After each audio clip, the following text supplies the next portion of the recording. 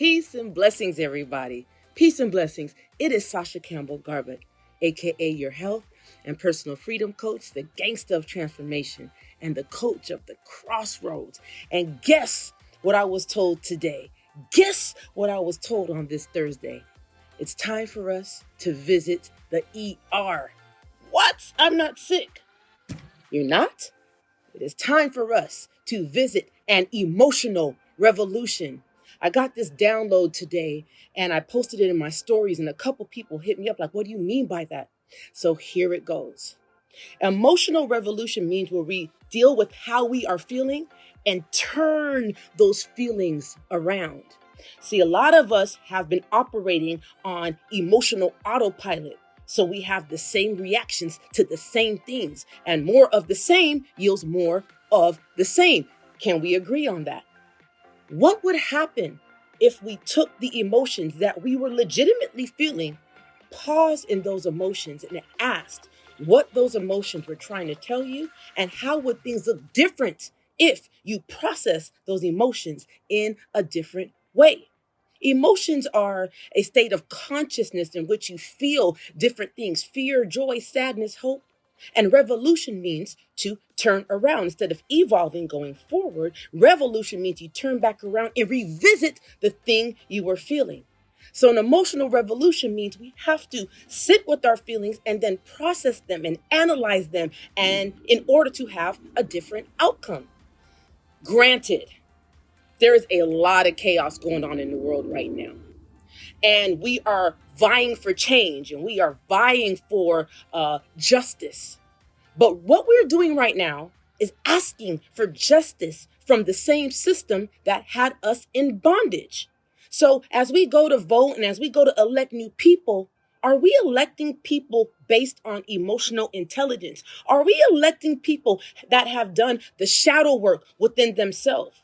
How are we electing people that take the time to pause and ask what's going to be best for our nation? Potentially we're not, because we can't elect anybody that's going to know what's best for the nation and the world until they have paused and asked themselves what is best for themselves. So how does an emotional revolution take place? Where the individuals that are asking for change become the change. When the individuals that have emotions and they're sitting in it until they ask, why am I feeling this? And why are we experiencing the same thing? Until we do that, everything remains the same. You could vote until the wheels pop off. You can invest until the wheels pop off. You can blame until the wheels pop off. But until you take a hold of your emotions and decide that you're going to be the change, you're going to reclaim your power, because a lot of what's going on now is because we've given away our power. A lot of what's going on now is because we said, here, only you can fix me, because we have been programmed to believe that certain people have an authority over us. How can we be the bigger person when we have been programmed to believe that the people that we are seeing are in fact more important than us? So we can't be the bigger person if we believe that we're the smaller person. So this is where the emotional revolution takes place. Once we are sound, once we are whole, once we are complete, once we are standing in our divinity, it is we that is going to facilitate the change. We will no longer elect people. We will no longer support people that talk a good one. I'm from the southeast part of San Diego, and we've always been taught to be mindful of those people with good lip service that got game. See, we've been falling for a lot of game for years because we have not tapped into our power. So until we tap into our power, until we get right within, like Lauren said, how we gonna win if we not right within? Until we tap in within and decide to be accountable for the power that we've given away and take it back, nothing on the outside will be different, because we've been playing the outside in game. It is time for the inside out game. So the revolution will not be televised. It will be internalized. It will be digested with the person sitting in those emotions. And then we could demand that which we are doing within ourselves. I'm not here to cookie cut or sugarcoat anything. It's all that sugar that's bringing up the disease in our society, because we've been eating that sugar ourselves.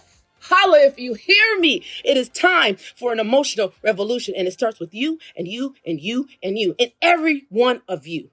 In order to live in a world with justice and peace and equality and love. We must be the epitome of that ourselves. We must tap into where we're not showing up in our life and take a stand for the personal and the internal justice. And then we could experience it on the outside.